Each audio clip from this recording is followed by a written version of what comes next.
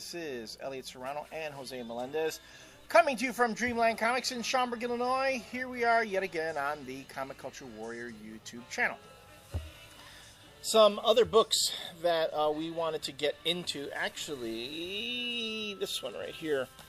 A review, a book that I've got to push. From Image Comics, Chew by John Layman and Rob Guillory. Every once in a while, you get a title that gives you something new, and it's not all, and that's not that frequent because it seems like things are always getting constantly rehashed. John Layman figures out a way to give us something new in the police procedural. And Chew is it. It tells the story of Tony Chew, who is psychopathic, which essentially means that he gets psychic impressions off the things that he eats. Like the history of that. The history of whatever it is. Yes. So if he eats an apple, he sees the apple growing on the tree and all the pesticides and all the shit that they feed it. And then if he eats a hamburger, he sees how the cows are slaughtered.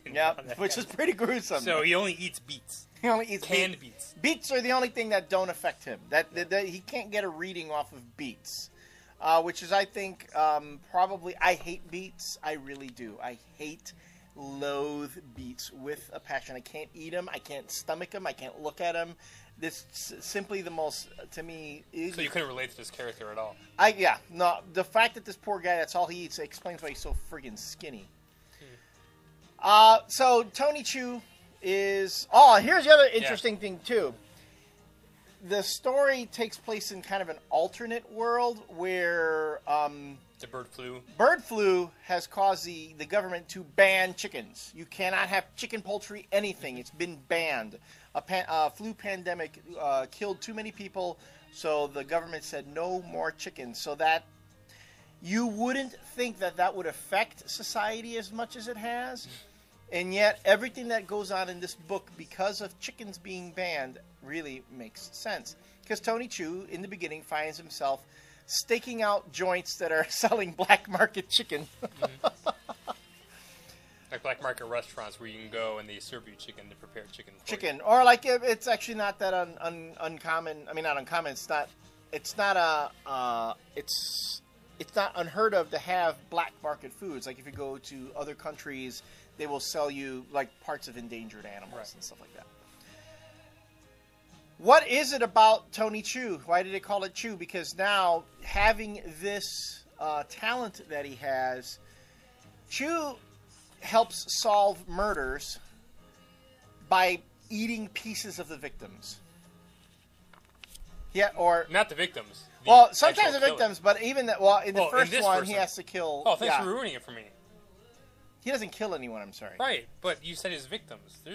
Oh, no, that's... he'll say... No, oh, wait a minute, I'm sorry. You haven't read issue 2 yet. Fucker. He has to eat parts of people. How's that? And it stands to reason that he'll eat either the killer or the victim. So anyway, they go in, him and his buddy are undercover, and they go into this little chicken diner place, and he orders a soup, the chicken soup. And it just so happens that the person who... prepared his food, accidentally cut himself and got some blood into his soup. So when he takes a bite of the soup, there's this page right here where it's all these memories and flashbacks from the person whose blood it was. Yep. And he sees all these countless murders that he's committed. Yep. That this person has committed. It's pretty, and I'm telling you, when you read each issue, there is a little prologue, a one-page prologue showing food being prepared. Mm-hmm. If you're a particularly sensitive type, you're not going to eat fast food. You're not going to want to eat at a restaurant. You're not going to want to eat at a place where anyone but you prepares your food after reading this book. Because some of the stuff that happens is not far-fetched, especially in issue 2. I know you haven't read it yet. You see what happens at a fast food restaurant when someone's preparing a burger. And, I saw Fast Food Nation, so. Well, so did I. Yeah. In either case, John Layman and Rob Guillory, this is, first, a very well-written book. It's got a very dark sense of humor. But for the subject matter that it deals with, it's pretty funny. No, too. it is. It's pretty funny. And I swear to God, that guy, from the FDA, that looks like Warren Ellis to me. Doesn't he look like Warren Ellis? He looks and he talks like Warren Ellis. For those of you who you talk about the Slimline books, I know a lot of comment has been made on the boards about Warren Ellis's Fell and Casanova from Matt Fraction. This book actually feels a bit like Fell to me because Rob Guillory's work is somewhat reminiscent of Ben Templesmith, but the lines are a lot more defined here. He has kind of an animation look to him. Mm-hmm.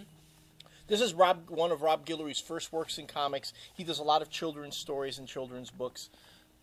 For a first-time artist in a comic book, this is really impressive stuff for a first time out, I gotta say.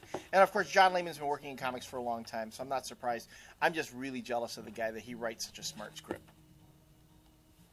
Yeah.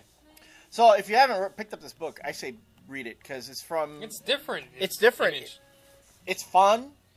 It keeps your attention. It takes the cliches and it toys with them and it flips them around. No, it was just a really fun book. And I'm sorry, for fanboys who enjoy watching, somebody eating, like if you love Venom eating people, well, hey, you've got a hero that eats people. This should be right up your alley.